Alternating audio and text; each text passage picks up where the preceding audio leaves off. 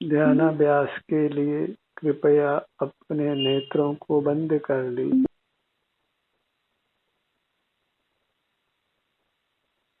अपना मुख अपनी ओर कीजिए।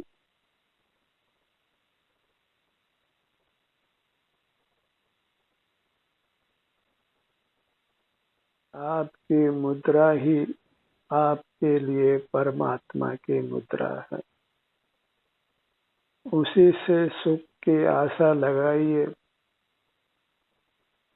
वही एकमात्र आनंददाता है। उसी के भक्त बनकर रहिए। वही आपके लिए भगवान है। सदा उसके सन्मुख रहिए और आनंद का भोग करिए।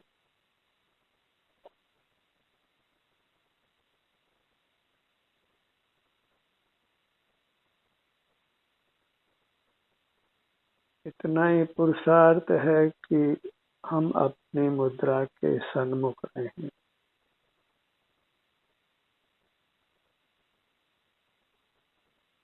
अन्य कुछ भी कर्तृत्व नहीं है, कर्तव्य नहीं है। अपने सन्मुख रहने मात्र से ही हम कर्मों के बंधन से मुक्त होते हैं, दुखों से मुक्त होते हैं, अनुपम शांति और सुख को प्राप्त करते हैं।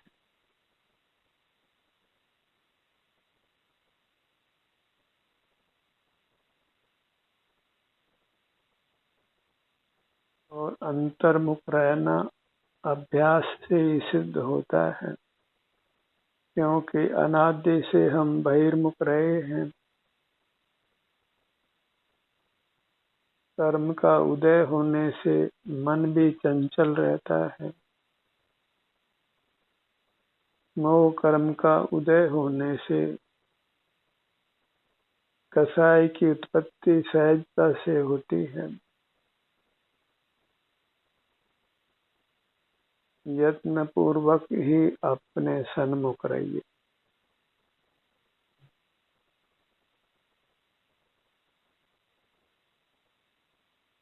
अपने को ही आनंददाता मानकर अपने सन्मुख रहिए। अपने भीतर से ही परमात्म पद प्रकट होता है, उत्तम सुख प्रकट होता है। सुख का स्रोत बस सिर से पांव तक ये अपनी अमूर्त काया ही है। अन्यत्र कहीं भी सुख का अनुसंधान नहीं करना है। जब तक बहिर्मुखता है तब तक ही दुख है। अंतर्मुख होने के साथ ही हम सुखी होने लगते हैं।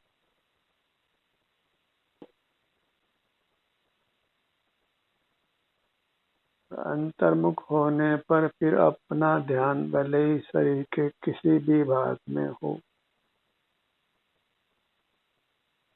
एक स्थान पर रहे या फिर विचरण करें, ध्यान वेदना के स्थल पर जाए या कहीं आराम हो उस स्थल पर जाए, काम इतना ही है कि हम अपने सन्मुख रहें।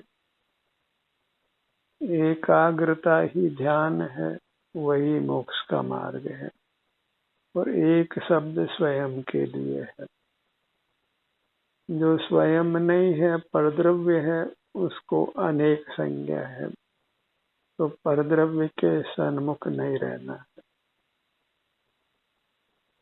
एकाग्रता मोक्ष का मार्ग है और अनेकाग्रता संसार का मार्ग है।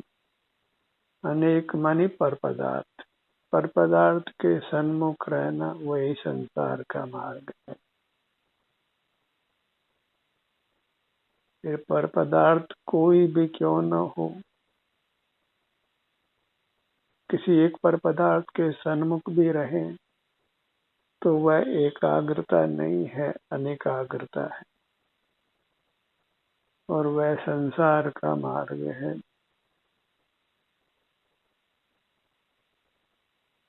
ध्यान के प्रकरण में बस अपनी मूर्त ही ध्यान का ध्येय है और अपनी मूर्त बिना ही इंद्रियों के सहाय के अनुभव में आती है, आराम या वेदना के रूप में। अंतर्मुख होते हैं तो अपने क्षेत्र में, अपने काया में प्रिय संवेदना या अप्रिय संवेदना मिलती है। वेदना है, वेदना नहीं है, अच्छा लग रहा है, यह सब कुछ अपने अमूर्त काया में होता है और उसी के अग्र रहने से मोक्ष मार्ग बनता है। और ये काम हमको कर लेना है जब हम स्वस्थ हैं।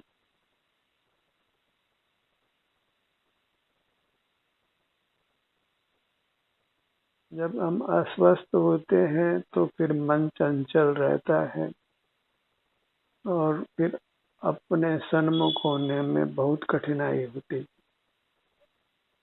आग लगे कुआं नहीं खोदा जा सकता है। इसी प्रकार तीव्र अस्वास्थ्य होने पर फिर ध्यानाभ्यास करना सुगम नहीं होता है।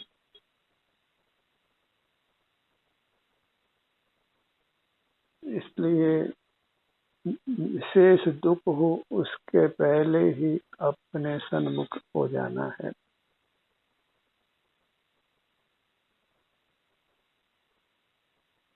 जैसे गर्मी का मौसम हो और कोई खुले आसमान के नीचे रहता हो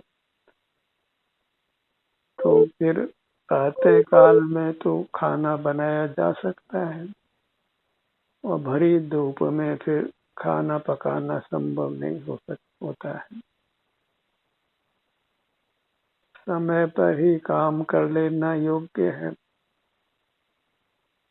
अब जबकि हम स्वस्थ हैं तभी हमें अन्य कार्यों में प्रवृत्त नहीं होकर अपने सन्मुख रहने का पुरुषार्थ करना योग्य है। स्वस्थ व्यक्ति का मन ही स्थिर रहता है और वह ध्यानाभ्यास कर पाता है। अपने ध्यान को अपने सिर के भाग पर लाइए।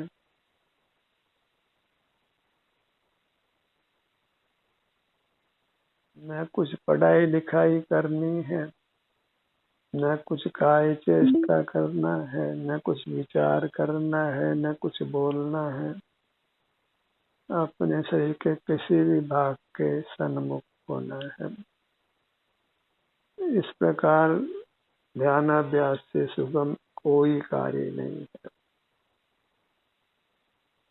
बस ध्यान की श्रद्धा जगाइए। ज्यादातर जीव तो ध्यान के नाम से ही दूर भागते हैं। ध्यान करना तो दूर रहो। हमें ध्यान करने की इच्छा हुई है, यही अपने आप में बड़ी उपलब्धि है। अब उस इच्छा को क्रियान्वित करना है। प्रभावी इच्छा उसी का नाम है जिसके अनुसार हम कार्य में प्रवृत्त हो जाएं। ध्यान की इच्छा तभी सार्थक है जब हम ध्यान करने लगे, अन्यथा इच्छा नपुंसक है, उससे कुछ लाभ नहीं है। अपने ललाट के भाग पर आइए।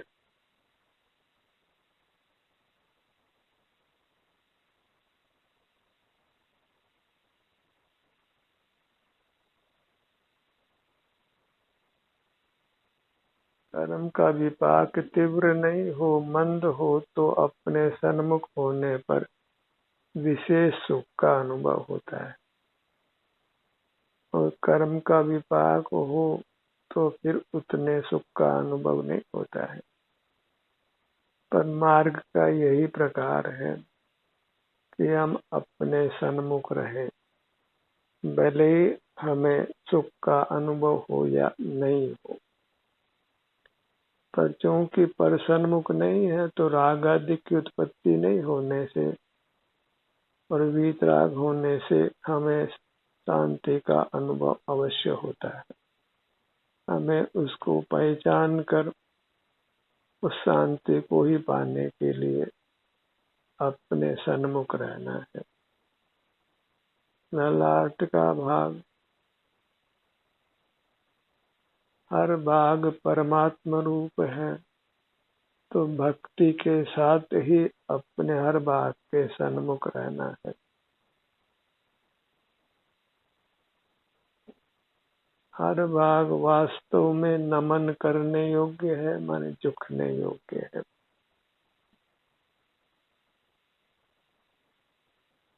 और जिनको मंत्र जपने का शौक हो तो वह इस प्रकार मंत्र जप सकते हैं। ललाट देवाय नमः, मस्तक देवाय नमः, भ्रूमध्य देवाय नमः, नेत्र देवाय नमः, कर्ण देवाय नमः, नासिका देवाय नमः, मुख देवाय नमः, तालु देवाय नमः, हृदय देवाय नमः, नाभि देवाय नमः। और ऐसा मंत्र बोलते हुए उस अंग के सन्मुख आ जाना है। और नमः तो बस इसलिए कि हमको अपने आत्म प्रदेशों की, अपने अंग उपांगों की भक्ति है, क्योंकि वास्तव में हम अंतरंग में परमात्मा हैं, इसलिए हमारा हर अंग परमात्मा है। और परमात्मा को तो जगत में भी नमन किया जाता है, और बाहर तो कोई परमात्मा दिखाई देता नहीं। जीव की उपलब्धि मात्र स्वयं को ही होती है, क्योंकि जीव स्वसंवेद्य है। इसलिए अन्य जीव की, अन्य परमात्मा की उपलब्धि कभी संभव नहीं है, क्योंकि अन्य जीव को, जो कि अमूर्त है, उसको देख पाना संभव ही नहीं है। चाहे वो संसारी जीव हो कि मुक्त जीव हो, वह हमारे ज्ञान का ये नहीं बन सकता है। केवल अपनी मूर्त ही सुख स्वभावी होने से, स्वसंवेद्य होने से उसका सुख दुख हमारे वेदन में आता है। इसलिए स्वयं आप ही अनुभव में आता है।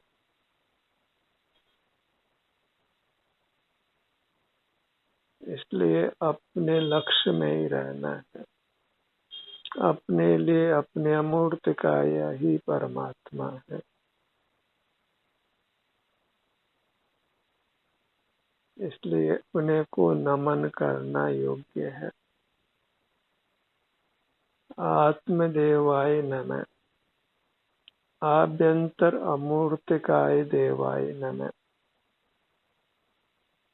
और ये बोलना मात्र नहीं है, हमारी वृत्ति भीतर की ओर ढलनी चाहिए, हर अंग की ओर ढलनी चाहिए, हर अंग के संवेदन रूप होनी चाहिए। अन्य किसी प्रकार से हमारा हित नहीं हो सकता है। हम दुखों से निवृत्त नहीं हो सकते हैं, उत्तम सुख को नहीं पा सकते हैं, उत्तम स्वास्थ्य को नहीं पा सकते। देहम आसाद्य खलु धर्म साधनम, देह ही धर्म का आदि साधन है और अंतिम साधन है। और देह का अर्थ अपने आभ्यंतर देह लेना। देह आधारेण ध्यानम सुखम अनुष्ठानम भवति।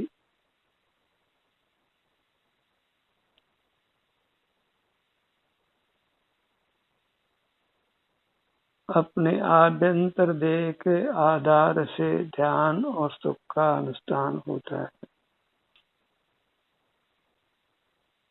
और शरीरम को अर्थम स्वरूपम, शरीर ही हमारा स्वरूप है, आभ्यंतर अमूर्त शरीर।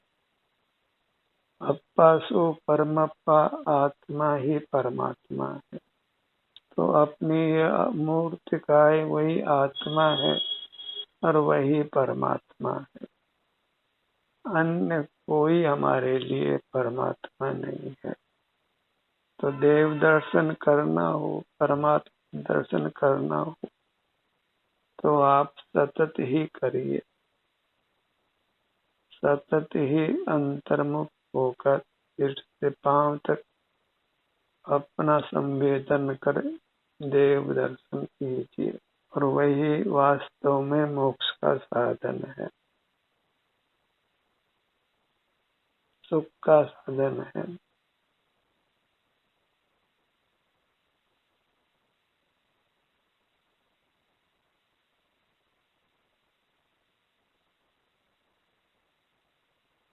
आनंदम ब्रह्मणो रूपम, ब्रह्म का अर्थ आत्मा होता है और आत्मा ही ब्रह्मा है। और आत्मा ही हमारे सुख का रक्षक होने से वही विष्णु है और वही दुखों का नाश करने वाला होने से वही महेश भी है।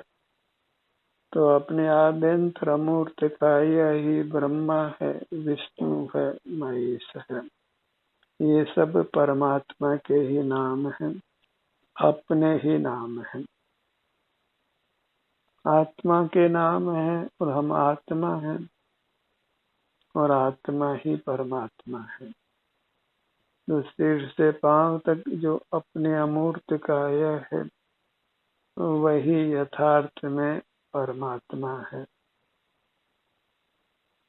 और परमात्मा से बड़ा दुनिया में कोई नहीं होता है। इसलिए वास्तव में आपसे, आपकी अमूर्त काया से बड़ा पदार्थ, श्रेष्ठ पदार्थ लोक में कोई नहीं है।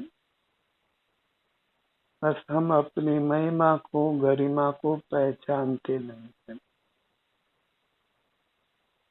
आप जैसे भी हैं परमात्मा है। आप बीमार हैं तो भी आप ही हैं और आप स्वस्थ हैं तो भी आप ही हैं। ऐसे हम कर्मों से बंधे हैं तो भी अंतरंग में परमात्मा है और कर्मों से नहीं बंधे तो भी परमात्मा है। फिर अंतरंग में भी परमात्मा और बहिरंग में भी परमात्मा। और हमें बहिरंग में परमात्मा होना है। बहिरंग का अर्थात व्यक्त रूप से परमात्मा होना है। हमारी जो निधि गुप्त है, अप्रगट है, उसको प्रकट करना है। बस उसके लिए बहिर्मुख वृत्ति को मिटाकर अंतर्मुख वृत्ति करना है। अपने ध्यान को अपने नासिका भाग पर लाइए। स्पष्ट रूप से नासिका का आकार भाषित नहीं होता है, क्योंकि वास्तव में हमारा ग्रहण आकार से नहीं होकर सुख दुख के संवेदन रूप से होता है।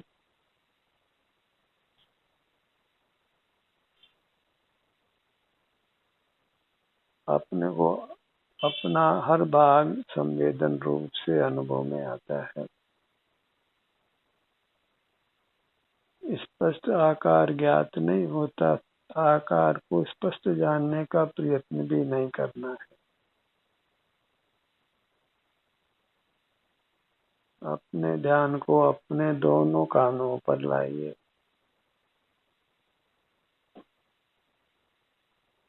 कर्ण युगल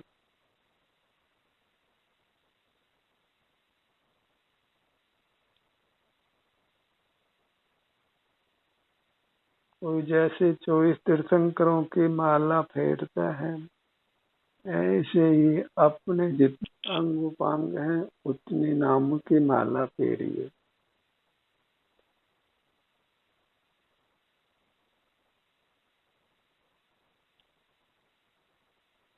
तो मन से अपने 24 विभाग करिए, हर विभाग को तीर्थंकर नाम देकर उस नाम को जपिए।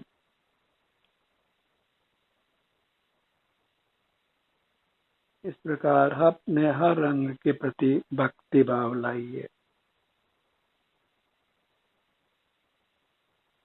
कि जिसके प्रति भक्ति होती है उसकी ओर सहज ही हमारा मुख होता है, सहज ही हमारी वृत्ति उस ओर जाती है, सहज ही उस पदार्थ का हम ग्रहण करते हैं।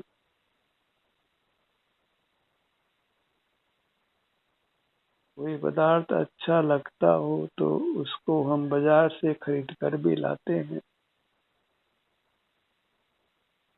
और यहाँ तो अपनी अमूर्त काया को खरीद कर नहीं लाना है, वह सदा ही उपलब्ध है।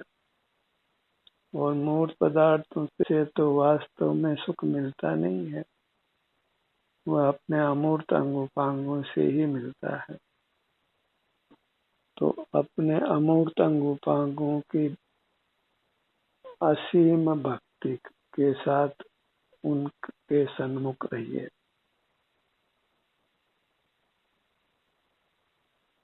तभी परिणाम अपने में मगन होते हैं, और जितने अधिक मगनता है उतना ही इंद्रिय जय जानो, क्योंकि मगन होने पर फिर बाह्य मूर्त पदार्थ जानने में नहीं आते, सहज ही इंद्रिय ज्ञान का निरोध हो जाता है।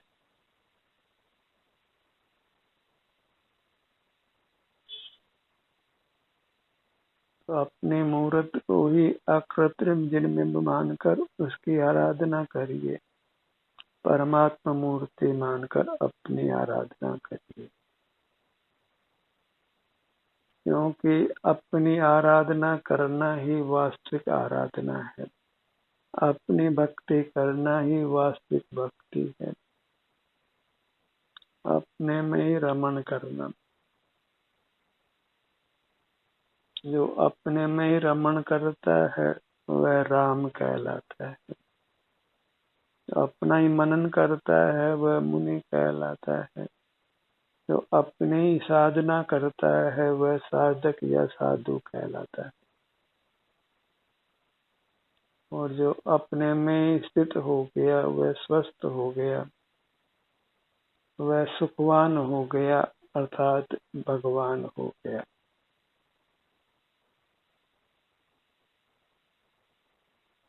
अपने ध्यान को अपने मुंह के स्थान पर लाइए, दोनों होठों के भाग पर।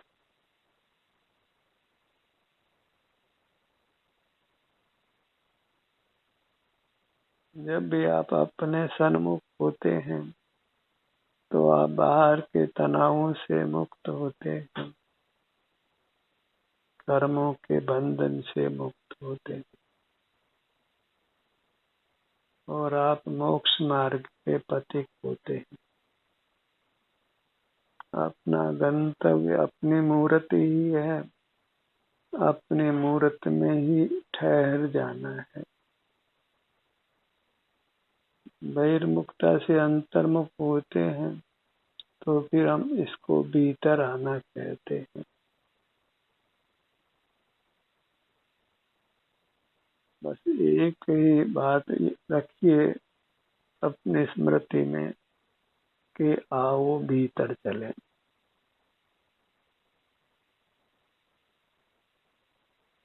संसार, बाहर की दुनिया वही भयावह है, दुख से भरी हुई है,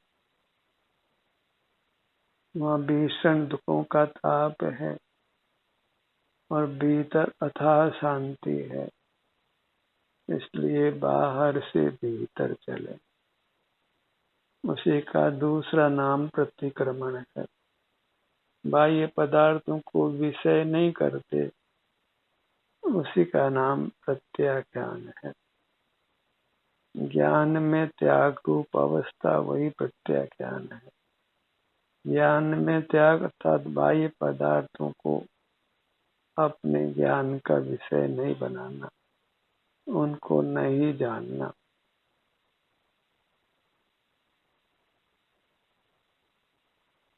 जानना ही स्वभाव हो तो कोई कह सकता है कि हम मांस का स्वाद जानेंगे, शराब का स्वाद जानेंगे, सिगरेट का स्वाद जानेंगे, जहर का स्वाद जानेंगे, और कितनी ही बातें कर सकता है। पर वास्तव में मूर्त पदार्थों को जानना हमारा स्वभाव नहीं है, और अमूर्त पदार्थ तो जानने में आते ही नहीं है। कितने जीव संसार में भ्रमण करते हुए, भवांतर में जाते हुए किसी को दिखाई पड़ते नहीं है। अमूर्त पदार्थ ज्ञान का विषय नहीं बनता है, फिर भले वह पर हो या स्व हो। बस अपने अमूर्त का या सुख स्वभावी होने से उसके सुख का वेदन अनुभव होता है, और उसी से ही हमने आत्मा को पाया, जाना, उपलब्ध किया, आत्मा के सन्मुख हुए। ये सब उसी का नाम।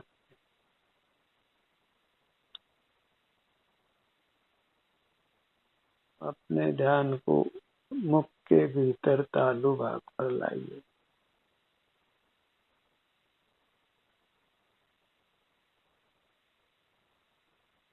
ऐसा कहते हैं कि जिह्वा को तालु भाग पर लगा कर रखें तो फिर अमृत झरता है, और उसका पान करने से पूरा शरीर स्वस्थ हो जाता है।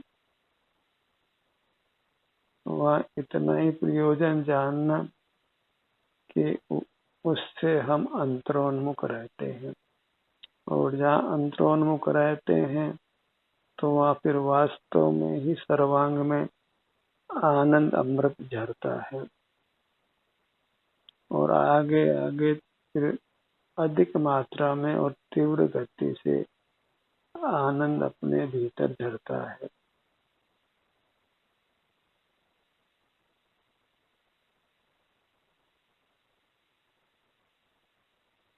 अंतरोन्मुख होने से सर्वांग में आनंद का अनुभव होने लगता है, और आनंद का अनुभव नहीं आ रहा है तो इसका मतलब यह है कि हमको अभी अनुभव का पूरा अभ्यास नहीं है। जितना अभ्यास उतना सुख है। अधिक सुख चाहिए तो अंतर्मुख अधिक रहिए। ध्यान का सत्र यहीं समाप्त होता है। आपकी सहभागिता के लिए धन्यवाद।